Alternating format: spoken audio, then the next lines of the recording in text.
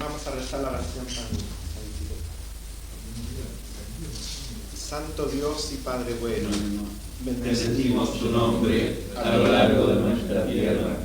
Te damos gracias por tu Hijo Jesucristo y por su apóstol el Papa Juan Pablo, peregrino de la paz, mensajero de la vida, profeta de la verdad y la justicia. Te damos gracias porque viene a nuestra patria a confirmarnos en la fe, a animar en nuestra esperanza y a unirnos en el amor fraterno. Ayuda a la familia chilena para acoger con gozo su visita. Envíanos tu espíritu para convertirnos de corazón y construir un país reconciliado. Santa María, Madre de Chile, Virgen del Norte y del Sur, Señora del Mar y la Cordillera, ruega por nosotros pecadores, ahora y en la hora de nuestra muerte. Amén.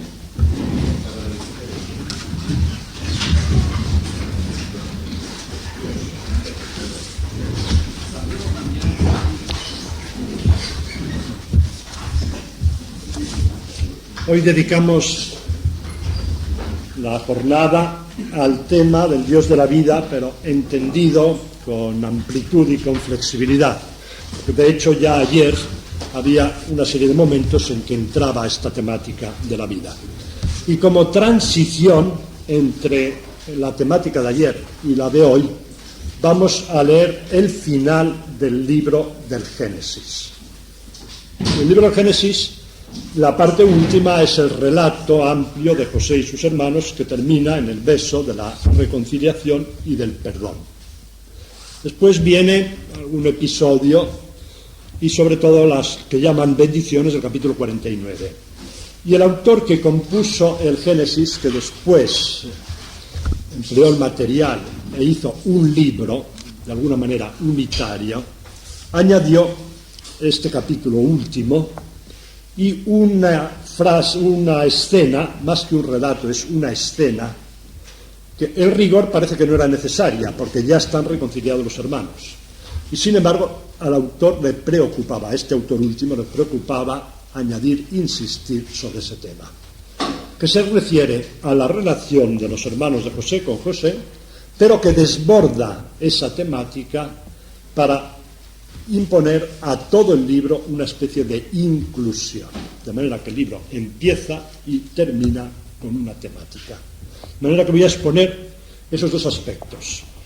El valor que tiene este episodio del capítulo 50, como cerrando, subrayando la temática de la reconciliación, y segundo, la función que tiene en la totalidad y unidad del libro del Génesis.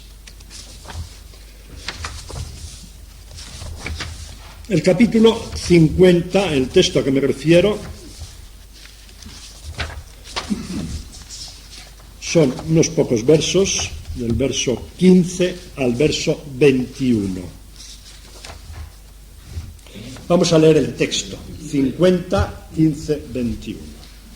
Al ver los hermanos de José que su padre había muerto, se dijeron: a ver si José nos guarda rencor y quiere pagarnos el mal que le hicimos. Y enviaron un mensaje a José: antes de morir, tu padre nos mandó que te dijéramos: perdona a tus hermanos su crimen y su pecado y el mal que te hicieron. Por tanto, perdona el crimen de los siervos del Dios de tu padre. José, al oírlo, se echó a llorar. Entonces vinieron sus hermanos, se echaron al suelo ante él y le dijeron: aquí nos tienes, somos tus siervos. José les respondió: no temáis, ¿ocupo yo el puesto de Dios? Vosotros intentasteis hacerme mal, Dios intentaba convertirlo en bien, conservando así la vida a una multitud como somos hoy. Por tanto, no temáis. Yo os mantendré a vosotros y a vuestros niños. Y los consoló, llegándoles al corazón. Ese es el texto. La situación, vemos que El padre ha muerto y el padre ha sido constantemente una sombra tutelar. En los momentos del arrepentimiento, el padre ausente estaba siempre presente. Cuando los hermanos iban y venían a Egipto, cuando no conocían a José, cuando José hablaba, se sentía constantemente la presencia de Jacob. Y esa presencia del Padre es la que fue actuando, ablandándoles a los hermanos para el reconocimiento, para el arrepentimiento de su culpa, y también la que influye en José para reconocerlos y aceptarlos como hermanos, a pesar de su culpa y de su delito. Esta función paterna es una función que hemos descubierto también en el caso de Jacob y Esaú. La paternidad patriarcal, en el caso del Génesis, tiene una fuerza de cohesión para la hermandad. También en el problema de la reconciliación. Este apelar al Padre común es una fuerza de cohesión o de restablecimiento de la unidad. La reconciliación lo que hace es eso, recrear la unidad. Y así ha sido en el caso de los hermanos de José. Pero ahora el padre ha muerto. Y entonces el autor presenta muy bien una finura psicológica, surge esas cavilaciones psicológicas, bien, él nos ha perdonado de corazón, pero definitivamente, quién sabe, a lo mejor él no lo ha olvidado y él ha esperado a que muriera el padre, no ha querido dar un disgusto a nuestro padre y a lo mejor ahora nos va a pasar la cuenta. Empiezan a surgir las dudas, las inquietudes.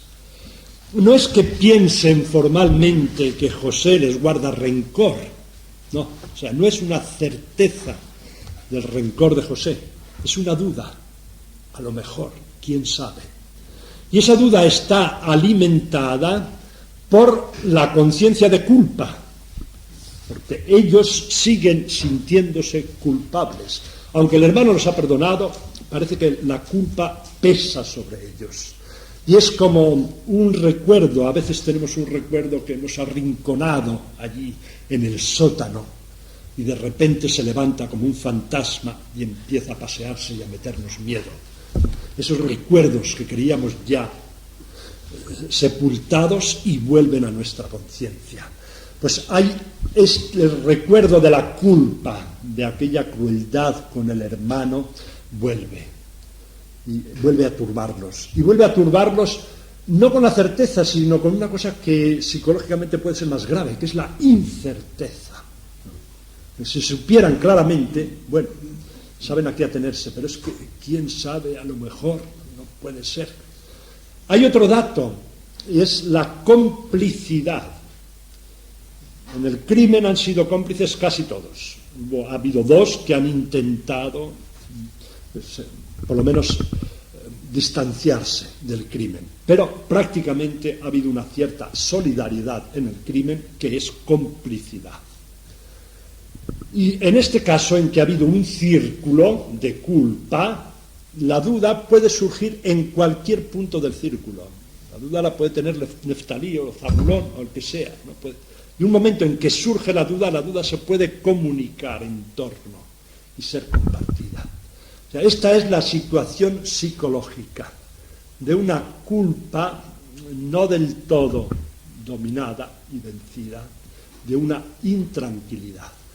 En cierto sentido, implícitamente es un homenaje al Padre, porque están diciendo que si estuviera el Padre, si viviera el Padre, esto estaría solucionado. Pero al faltar el Padre puede resurgir la enemistad. Esta es la situación que brevemente, con un par de pinceladas, nos describe el autor y que yo he intentado analizar, ¿no? El autor, los relatos en la Biblia no son analíticos, son relatos que presentan pero con una densidad notable. Entonces, ellos, el grupo de los hermanos, toman esa decisión. Primero, un mensaje de tanteo. A ver cómo respira el hermano, cómo reacciona. Y una vez que en ese tanteo se ve que no hay una actitud hostil, entonces ya van y se presentan al hermano para hablar personalmente de la materia. Y en el mensaje que envían vemos otra vez la apelación al Padre. Es un dato que todavía no habíamos leído, que el Padre antes de morir les encomienda a todos la unión y a José el perdón. Es decir, que José no retracte el perdón concedido. Hay de hechos históricos, recordemos el caso de David, que ha perdonado, pero cuando muere le dice a su hijo Salomón: y no dejes que sus canas bajen sin sangre a la tumba, ¿no? En el momento de morir le encarga todas las venganzas al hijo Salomón. Entonces, ¿hasta qué punto ha perdonado David? La cosa es posible.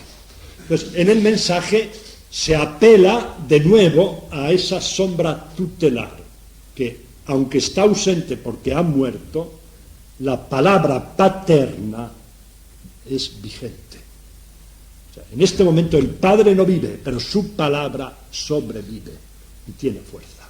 Y como palabra testamentaria ha pedido la unión de todos los hermanos, que implica la reconciliación, el perdón total, definitivo, generoso de José. Ese es el mensaje y este va a ser el diálogo, la presentación. Cuando ven que la reacción de José es favorable, entonces se presentan, incluso hacen este gesto que ya conocemos por Jacob y Esaú, de la postración y el declararse: somos tus siervos. Recordemos los sueños de José, al principio los que provocaron todo el rencor a la enemistad, que él soñaba que estaban las espigas, los haces de espigas, todos tumbados, y el haz de espigas, que era él, de pie, todos haciendo una postración como siervos, y esto provocó el rencor de los hermanos. Ahora, los hermanos hacen también este gesto de sumisión, se declaran siervos y se postran ante él. Es una cosa que hemos visto en el caso de Jacob y Esaú, es un gesto de humildad, una manera de pedir perdón. Estamos a tu disposición, pero perdónanos en nombre de nuestro Padre. ¿Cuál es la reacción de José? La primera reacción, cuando escucha el mensaje, cuando escucha las palabras de sus hermanos, es el llanto. ¿Por qué llora José? Pues quizá por muchos motivos. Puede llorar porque ve a sus hermanos en situación, por el recuerdo del padre muerto. Al ver que sus hermanos le creen capaz de rencor, es también una herida a José. O sea, que mis hermanos creen que yo voy a retractarme, que yo soy capaz de rencor y de odio. Puedo llorar al verlos en la situación en que se encuentran, ¿no? Pero siempre es un gesto de debilidad. No es un gesto de prepotencia. José no responde con arrogancia, con prepotencia, sino que cede, se ablanda.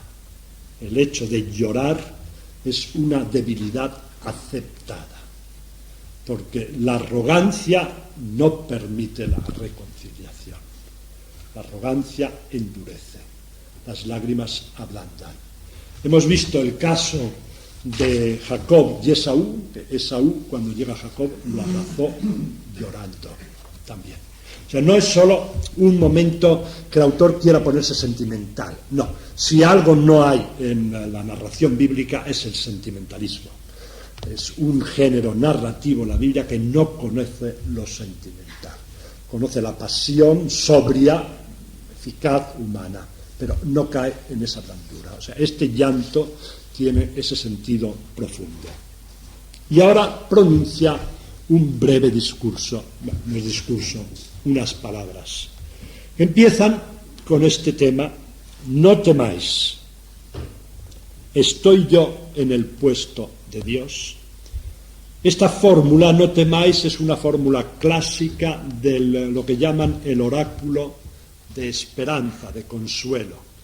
Y normalmente se pone en boca de Dios. Es muy frecuente en los profetas. Dice: no temas, yo estoy contigo. no temáis. Este es el comienzo del oráculo de salvación. La presencia de Dios se anuncia disipando la niebla del temor, como si hubiera una contradicción entre Dios y el miedo. Dios, al presentarse, la primera palabra que dice, fuera miedo, no temáis. Y luego después ya da el contenido del mensaje. Pero hay que crear una situación de espíritu, de confianza, de serenidad. Este mismo lenguaje es el que emplea aquí José, no porque esté imitando el lenguaje de Dios, sino que va a decir expresamente, yo no estoy en el puesto de Dios. Yo no soy no soy señor de la vida y la muerte. Yo no dirijo los hilos de la historia. Yo soy un hermano vuestro y todos somos hermanos frente a Dios y debajo de Dios. Yo no me puedo colocar en un puesto por encima de vosotros.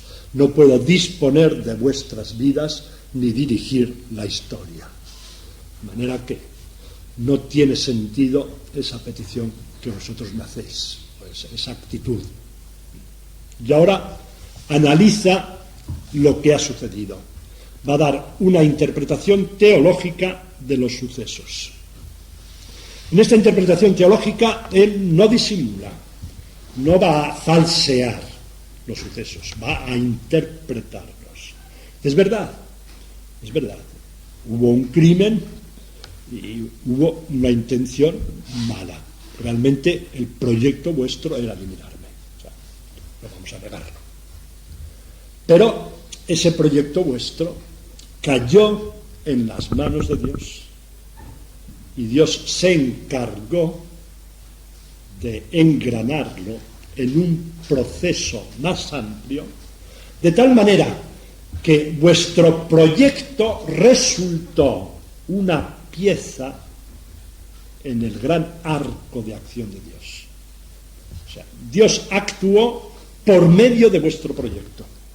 O sea, Dios demostró su soberanía, que sin anular los planes y las acciones humanas es capaz de apoderarse de ellas y dirigirlas en la dirección que Él quiere. Que es la frase, Dios intentaba convertirlo en bien. Esta es una interpretación teológica. En nuestra lengua ha pasado en esa expresión que ya he citado ayer, el Dios escribe derecho con líneas torcidas. No solo que lo que dice Isaías, mis proyectos no son vuestros proyectos, mis caminos no son vuestros caminos, como dista el cielo de la tierra, así distan mis proyectos de los vuestros. Eso es cierto, pero es más. El plan de Dios tiene tal fuerza, tal soberanía, que es capaz de apoderarse de un proyecto nefasto humano y cambiarle la dirección. Como si hubiera una fuerza vectorial que procede en una dirección y con un campo magnético más fuerte me apodero de ella y la hago dirigirse con toda su fuerza en otra dirección. Como si fuera Dios este campo magnético que también los proyectos humanos son absorbidos, atraídos por el gran proyecto de Dios, lo cual significa la suprema victoria de Dios. Cuando es capaz de convertir el proyecto destructivo del hombre en creatividad. Esta es la interpretación que da José. Es breve y es profunda y es uno de los grandes temas de la Biblia. Porque Dios, la historia que llamamos sagrada o de salvación, Dios la dirige engranando los proyectos de los hombres y no actuando en un plano paralelo de milagros. Los hombres actúan así y Dios milagrosamente actúa en otro plano, no, sino que Dios entra en la historia y se apodera de ella. O sea, esta es una constante del Antiguo Testamento, que es el sentido de todo el Antiguo Testamento como relato, y naturalmente es también en el Nuevo Testamento, porque llegará a la intención más perversa de eliminar a Cristo, de la cual se apodera Dios para la salvación. ¿verdad? Que ahí tenemos una constante. Y es una frase que va a cerrar el Génesis, es muy importante. De manera que yo no estoy en el puesto de Dios. Vosotros habéis hecho una cosa, pero Dios ha entrado, ha intervenido, se ha apoderado de ello. ¿Y cómo lo ha convertido en bien? A ver, concretamente, ¿qué es lo que Dios proyectaba con vuestro delito? Pues Dios proyectaba convertirlo en bien, conservando así la vida de una multitud como somos hoy. El bien que Dios quería era la vida, porque el gran bien es la vida. Y Dios lo que quiere es la vida y no la muerte. Y con ese vender al hermano como esclavo y dejarlo llegar a Egipto, Dios quería salvar la vida de muchos pueblos, porque José es salvador de muchos pueblos que vienen a comprar grano a Egipto, y también de sus hermanos, que serán en el futuro el pueblo de Israel. O sea, el proyecto de Dios será un proyecto de vida. Y ese es el bien que Dios quiere realizar. Y ese proyecto de vida ha conseguido que el proyecto de los hermanos contribuya a ese proyecto de vida. Dice, y esto ahora es una realidad. Estamos aquí juntos, los hermanos, estamos vivos, es una realidad.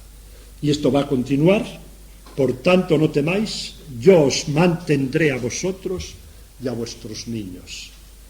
Va a continuar este proyecto de vida que será después el pueblo escogido.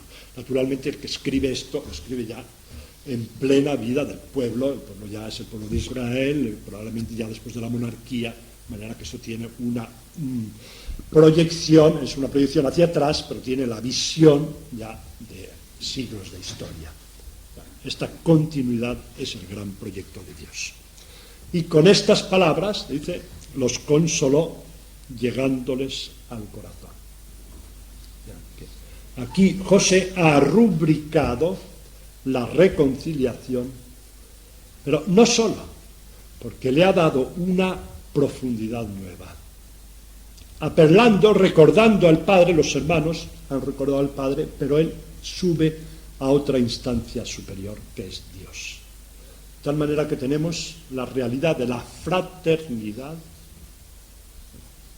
el Padre común, aquello que decía Malaquías, no tenemos todos el mismo Padre, y sobre todo Dios, tenemos el mismo Dios. Y esos tres elementos se unifican, la fraternidad, el Padre común, que son correlativos, y el Dios común. Vean la denominación que se dan los hermanos cuando envían el mensaje: perdona el crimen de los siervos del Dios de tu Padre. Siervos del Dios de tu Padre. Podrían haber empleado otra fórmula, pero en esta fórmula está el Padre, tu Padre, que es el nuestro, y el Dios de esta comunidad, y nosotros siervos, y tú también eres siervo de ese Dios. En esa fórmula han concentrado todos los elementos. Vemos como aquí en la Biblia esas distinciones que a veces nosotros nos planteamos modernamente, lo horizontal y lo vertical, el amor fraterno, el amor de Dios, etc., no existe. Hay una coincidencia, es como si estuviéramos en el ángulo, en el vértice en que las dos líneas, la horizontal y la vertical, se encuentran. En que el sentido horizontal del prójimo, del amor al prójimo, recibe su fuerza del peso vertical de Dios. Por ser hijos de Dios tenemos que amarnos. O sea que es toda la fuerza, todo el peso vertical de Dios gravitando sobre esta línea. Y esta línea horizontal es la realización de la dependencia de Dios. O sea, en estos textos no se plantea como problema una distinción entre el amor al prójimo y el amor de Dios. Es decir, la concepción horizontal y la concepción vertical, que en otros, hace unos años, era una cosa que se discutía, y a ver si se concibe de una manera puramente secular, puramente humanística, prescindiendo de Dios, o la otra versión que solo piensa devocionalmente en Dios y no en el prójimo. Esos son deformaciones, planteamientos falsos no bíblicos. En la Biblia no hay tensión, sino que son cosas que están perfectamente unidas, y en esa fórmula lo encontramos.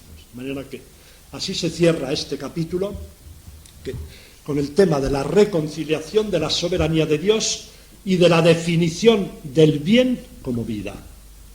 El proyecto de Dios es la vida de una familia, la vida de un pueblo. Pero esto termina la historia de José. Y he dicho que el autor, además de terminar la historia de José, quiere poner un colofón al libro del Génesis. Pues bien, vamos a ver un poco sintéticamente el libro del Génesis mirando hacia el comienzo. ¿Cómo comienza el libro del Génesis? Todo bueno, todo bello. La creación sale de las manos de Dios perfectamente buena y bella. Y Dios, artesano, cada día contempla la obra hecha y vio que era magnífica, muy bella, que le había salido muy bien. Y contempla la totalidad y la encuentra excelente. El primer capítulo. Pero muy pronto se insinúa el mal. El mal no como poder total, absoluto, avasallador, sino como ambigüedad radical. En el hombre hay una ambigüedad. No es totalmente malo, no es puramente bueno. Cualquier cosa del hombre tiene una radical ambigüedad.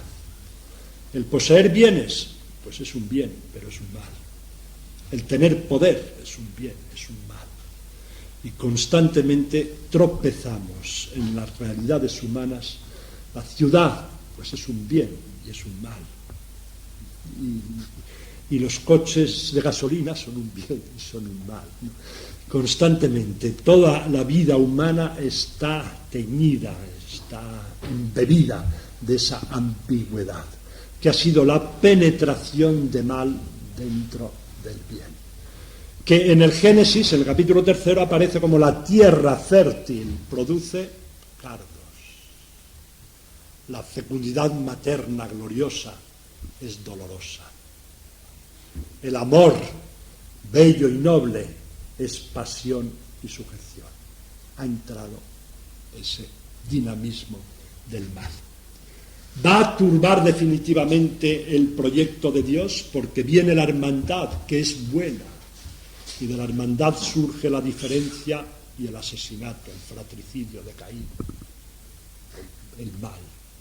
Y después viene la Mec. La Mec proclama el principio de la venganza multiplicada. Por un cardenal, un muerto. O aquí no se llaman cardenal, o la palabra... ¿Moratón? Moretón. Por un moretón, un muerto, ¿no? En español usamos la palabra esa, pero la palabra moretón es la palabra clásica antigua. Crece, multiplícate. Así como Dios dice al bien, creced, multiplicaos, la Mec dice al mal, crece, multiplícate. Me has dado un golpe, yo te daré 7. Entonces tú me darás 49, y yo te daré 49 multiplicado por 7. Esa es la dialéctica de la Mec, pero no es la dialéctica de Dios. Y viene el diluvio, pero después del diluvio Dios decide comenzar una etapa nueva.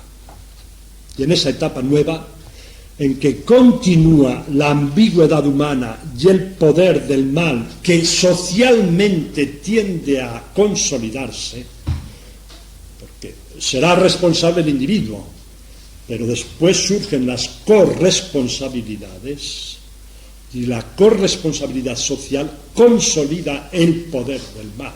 A veces no nos podemos librar de una cosa por la fuerza social de un mal que se institucionaliza. Pues aparece esa fuerza, pero ha entrado un dinamismo divino en esta historia patriarcal. Él escoge una zona, un segmento, un sector de humanidad donde va a introducir un dinamismo nuevo, un dinamismo del bien. Así nos encontramos constantemente Abraham y Lot, son hermanos, es decir, tío y sobrino, en términos bíblicos hermanos. Vienen las discusiones, nos separamos amistosamente, no hay que reñir. Es más importante la amistad que los bienes, las posesiones. En el gran drama de Jacob y Esaú, y se resuelve el drama de Jacob y Esaú sin muertes, sin las dos muertes que tendría que haber sido Saúl matando a Jacob en venganza y Esaú muerto como homicida. No, se soluciona, porque ha entrado una bendición de Dios. Bien, en otros casos, también el caso de José y sus hermanos, y no solo hay un dinamismo de bien, que incluso el proyecto de maldad se transforma en bien. Ya al final del Génesis triunfa el bien. Y triunfa el bien a pesar del mal.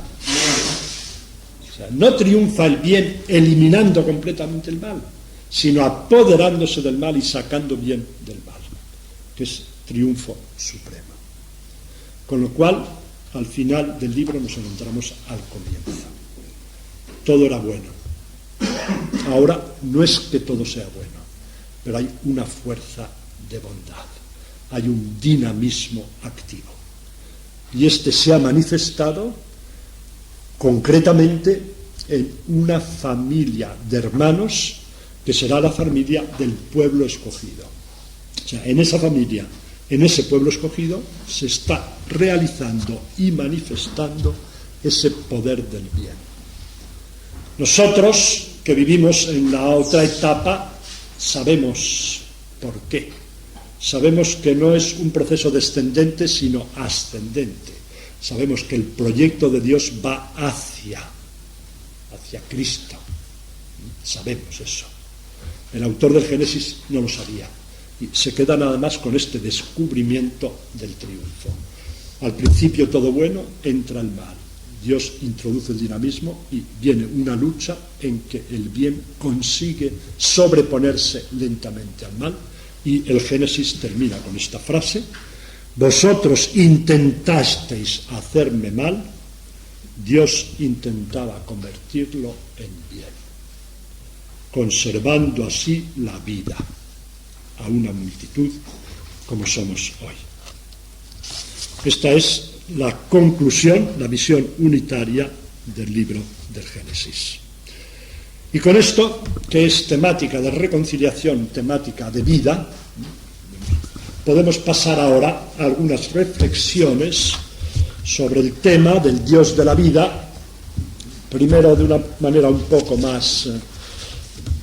tendré que dar algunos datos un poco más genéricos y luego algunos textos selectos que voy a comentar.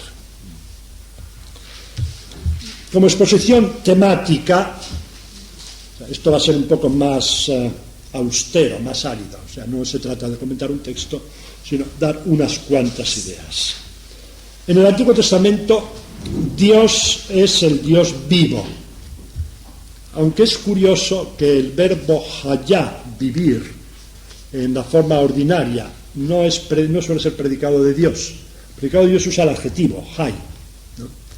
Pero aparece la figura de Dios, la figura bíblica del Dios, es el Dios vivo. Sobre todo se declara esto, se proclama, se profesa esta fe, cuando hay que oponerse a otra visión, concretamente los ídolos. Hay una época en Israel en que todavía aceptan la existencia de otras divinidades, pero poco a poco se van desprendiendo de esa creencia hasta que se afirma la existencia exclusiva de Yahvé. Pero la polémica de nuestro Dios, Yahvé, el Señor, nuestro Dios, y los otros, es frecuente esa temática. Los ídolos o son inertes o se condenan a muerte. Y en la tercera época, en tiempo de Isaías II, son nulidad, no son. En el no son quizá nos interese menos para nuestra temática, porque entonces sería cuestión de ser o no ser. En nuestra temática quizá nos interese más, resulte más oportuno, más útil, esta visión del ídolo inerte que no tiene vida, o de la divinidad que está condenada a muerte. De esa manera, por oposición, resalta la figura de nuestro Dios, que es esencialmente el Dios vivo. Los ídolos inertes es la polémica un poco superficial. No, estoy presentando la manera de pensar del Antiguo Testamento. Es la polémica constante de los profetas contra estos ídolos de madera, de piedra, de metal chapeado, que son inertes. Recuerden las listas famosas de los salmos: tienen ojos y no ven, tienen oídos y no oyen, etc. En estas figuras humanas, esas figuras que se presentan con ojos y nariz y boca y piernas y manos y orejas, se patentiza la falsedad. No sé, si yo hiciera una figura de un cristal de piedra, bueno, pues un cristal de piedra, hombre, no ve, lógico, es un cristal de piedra. Pero si yo hago una figura humana, entonces la falsedad, la no vida, es mucho más patente. ¿Por qué? Porque tiene ojos y no ve. Esta es la polémica del Salmo. Por eso no solo dice no ven, sino dice no ven teniendo ojos. En esta polémica contrapone claramente este Dios vivo. Y para que quede claro el tema de la vida y de la persona de Dios, vida personal de Dios, no hay inconveniente en utilizar cualquier clase de antropomorfismo. La visión de la divinidad es antropomórfica y eso garantiza una concepción personal viva. De manera que este es un dato fundamental del Antiguo Testamento. Claro, a nosotros nos resulta ya tan obvio que dice, bueno, vale la pena detenerse en ello. Bueno, en plan aquí, escolar un poco, estamos repasando el Antiguo Testamento, pues vamos a verlo. Pero hay otra dimensión. Esta la tengo yo estudiada en el libro 30 Salmos, poesía y oración, y es el Salmo 82. No lo vamos a ver hoy con detalle, pero voy a hacer una referencia somera. Si pueden consultarlo, ver, tengo un estudio bastante desarrollado sobre esta temática. El Salmo 82 habla de las falsas divinidades, pero les reconoce un ser y una vida a quien el Dios Supremo ha encargado como gobernadores de provincia diversos reinos. Bueno, tú te encargas de Babilonia, tú te encargas de Asiria, tú te encargas de... Pero cuando termina el año, cuando llega un momento determinado, les llama a rendir cuentas de su gestión. Como ven, es una visión imaginativa de un soberano que tiene sus gobernadores en las provincias, o un emperador que tiene sus reyes vasallos, etc., al cual tiene que rendir cuentas de la gestión cuando llega el momento, Salmo 82. Y se celebra el juicio, Dios les lee el protocolo, o sea, sus obligaciones, las obligaciones asumidas como gobernador. A ti te tocaba esto y lo otro y lo otro y lo otro, y no lo habéis hecho, habéis hecho lo contrario. ¿Y qué les tocaba, según el Salmo 82? Garantizar la justicia, es decir, la justicia protegiendo al débil, al desvalido. Esa era la función que tenían esas divinidades. De manera que la presencia religiosa de esos dioses de Babilonia, si tenía alguna justificación, era una garantía de la convivencia humana en la justicia, la cual se realiza principalmente defendiendo al que no tiene defensa. No al que tiene poder y riqueza, él se las arregla.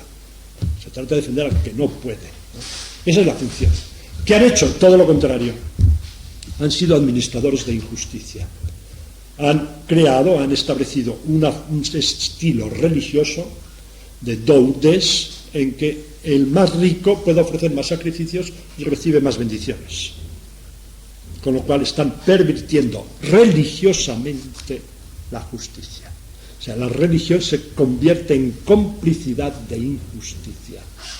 El Dios cómplice. Eso ha sucedido, entonces el juez supremo, que es Yahvé, el Señor, pronuncia sentencia. Vosotros sois hijos de lo que queráis, hijos del Altísimo y todo lo que queráis. Moriréis como cualquier hombre. Caeréis como cualquier príncipe. Estáis condenados a muerte. Eran dioses, eran intentos humanos de captar la divinidad, la realidad de la divinidad, y darles forma imaginativa, conceptual. De manera que no eran pura falsedad, era un intento humano de llegar a la divinidad, pero que se ha convertido en instrumento de injusticia. Entonces esa visión humana de la divinidad ha dejado de ser Dios y está condenada a muerte como los hombres. Es que somos hijos del Altísimo, lo que queráis. Quiere decir, somos hijos del Altísimo, es decir, es que nosotros hemos surgido como formulación de la realidad de la divinidad. Hemos surgido noblemente, porque estas mentes humanas lo que han querido es verdaderamente llegar a Dios, sí, pero después se ha transformado en una falsificación. Entonces estáis condenados a muerte. Tenemos la muerte de los dioses en este salmo. Es un salmo muy profundo teológicamente, muy sugestivo. Ahí tenemos unos dioses condenados a muerte por injusticia, porque ponen la religión al servicio de la injusticia.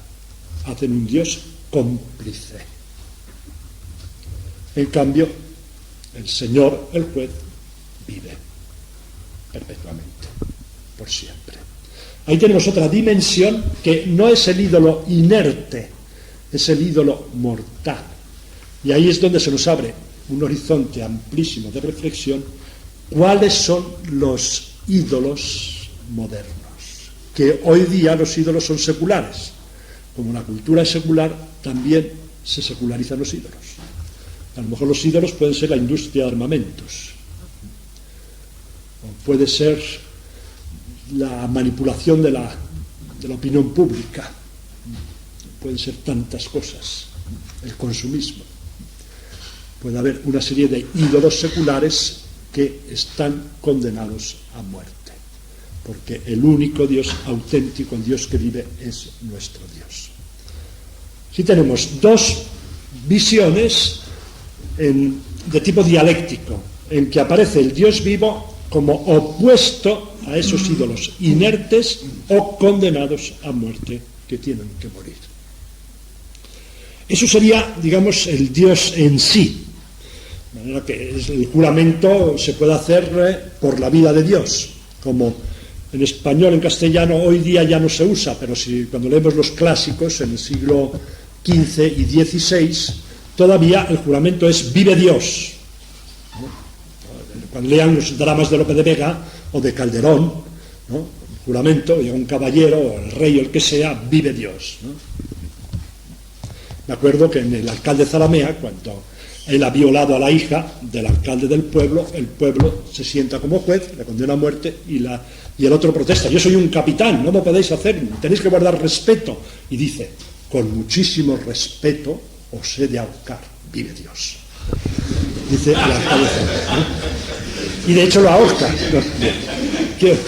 Es esa expresión vive Dios que es bíblica. En esa expresión emerge esta idea del Dios vivo, ¿no?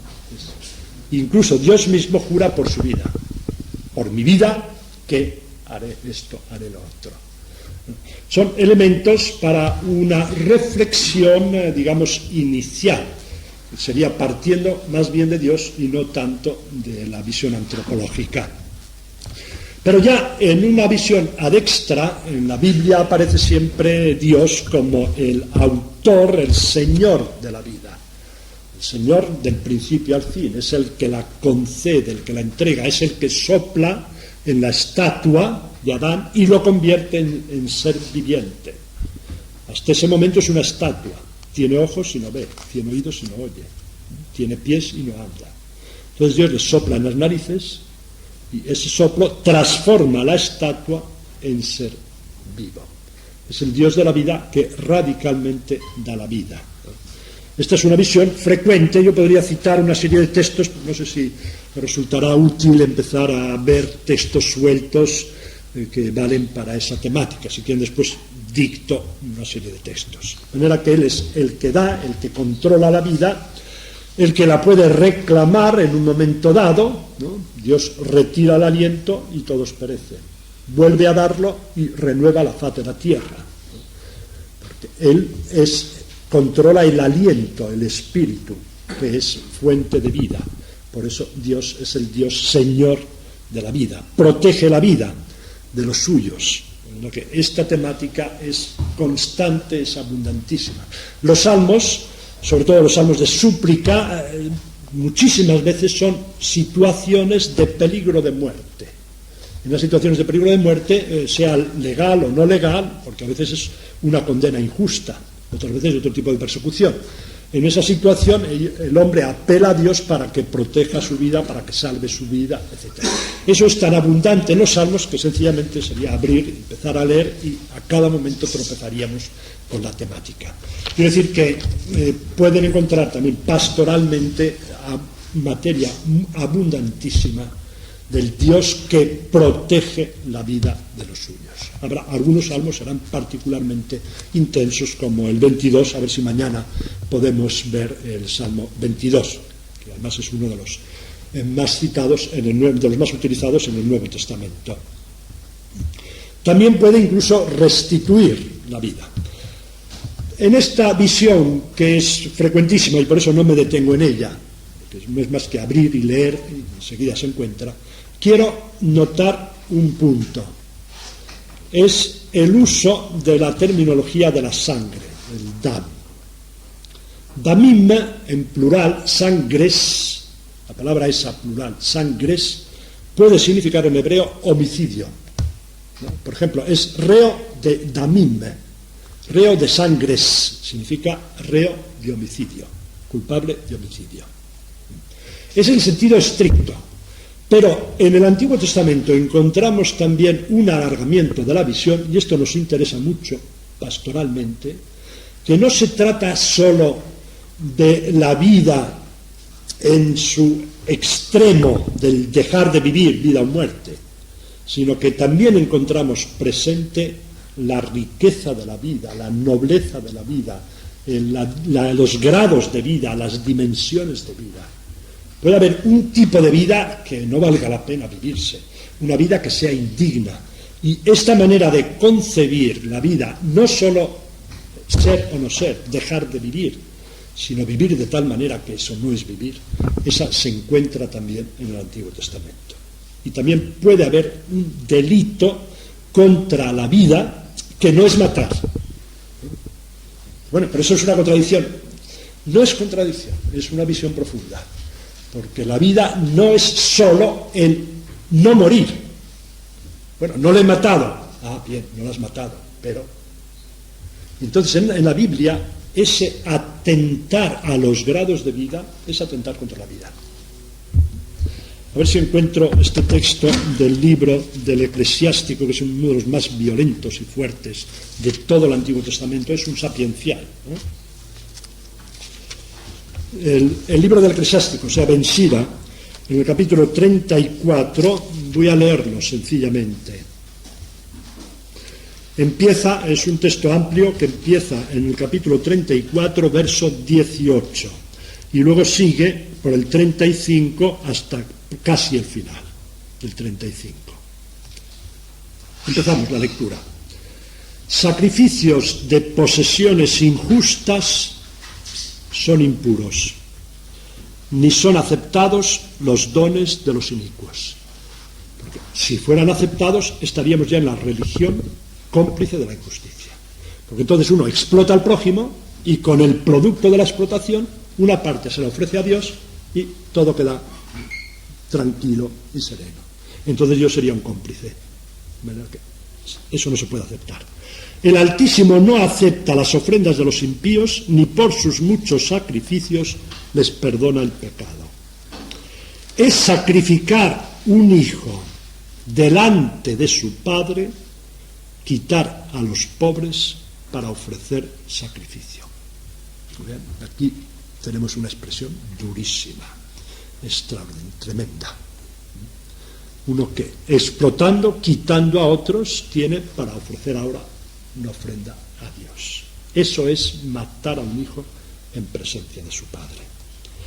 El pan de la limosna es vida del pobre. El que se lo niega es homicida. Mata a su prójimo quien le niega el sustento. Quien no paga el justo salario derrama sangre. Uno construye, etc. Y luego viene, entonces el pobre gritará a Dios y Dios le escuchará. Pero creo que esas frases son muy significativas, son frases tajantes. Es lo más fuerte que como frase puedo leer yo en el Antiguo Testamento. Habrá otros relatos, por ejemplo el de Nabal, Nabot, la viña de Nabot, que tiene una fuerza tremenda de denuncia, lo de Urías, etc. Pero como frase suelta, yo creo que estas son extraordinarias, ¿no? Y aquí concretamente es derramar sangre. O sea, quien no paga el justo salario derrama sangre. No has asesinado, has atentado contra la vida, porque la vida también consiste en grados, ¿no? Este sería uno de los puntos de la visión bíblica que se suele tratar menos, y por eso me he detenido. El otro, en cambio, es obvio, es fácil de encontrar. Ahora vamos a ver la temática de este Dios que quiere educar en el respeto de la vida. El Dios de la vida y Señor de la vida, Dios de la vida suya, que es vivo, ¿no? Él vive, Él es vida, ¿no? Pero además Dios de la vida de los hombres y de los animales, porque es el dador de la vida, el Señor de la vida. Él quiere educar a su pueblo en el respeto a la vida. Y esta educación se hace, pues, según la situación y la condición en que se encuentra el pueblo de Israel en aquella época.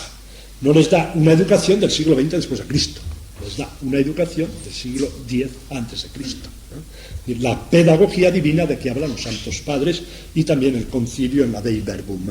O sea, el Antiguo Testamento nos dice la Dei Verbum, una de las cosas que nos enseña es la pedagogía divina. Es decir, todavía no son adultos, ¿no? ¿Pero cómo dice Dios eso? Bueno, está todavía tratando con niños que van madurando, ¿no? Vamos a ver la pedagogía de Dios. Pues vamos a ver algunos elementos que educan a los hombres en este respeto a la vida.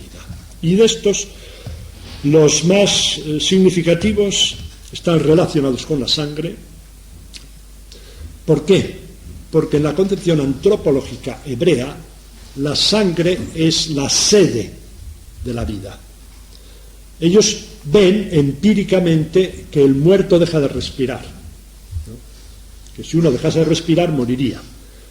Y de ahí viene la conclusión. Entonces el respiro es la vida. La misma palabra significa respiro, significa vida, nefesh, ¿no? De manera que el ser corpóreo en sí sería inerte si no respirara. La respiración es la vida del ser corpóreo. Si nos fijamos en la carne tiene algo dentro que es la sangre, y es lo que vitaliza la carne. Se le saca la sangre, muere. Pues así como el aliento es la vida del hombre, la sangre es la vida de la carne. O sea, la sangre es la sede, es el portador de vida.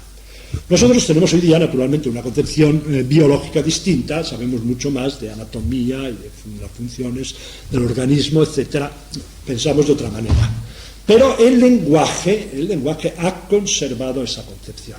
Y hoy día se habla de derramar sangre, ¿no? Y derramar sangre significa que ha habido muertes, homicidios, ¿no? Dar la sangre por la patria, ¿no? Es decir, el lenguaje conserva como un quiste primitivo, como una especie de fósil lingüístico, formas de pensamiento antiguos. No es que hoy día pensemos de esa manera, no, ya no. Pero el lenguaje se resiste a ceder. ¿Por qué? Porque tiene una fuerza simbólica significativa. Por eso, en la Biblia estas expresiones se centran en el tema de la sangre. Digo que un dato educativo es: el hombre no puede comer la sangre del animal. La sangre de los animales se la reserva a Dios. ¿Pero por qué? ¡Qué tontería! Porque pues, la morcilla está muy sabrosa, sobre todo la morcilla con un poco de cebolla y con arroz, hay que ver lo buena que es. No se trata de eso. Estamos educando a un pueblo simple.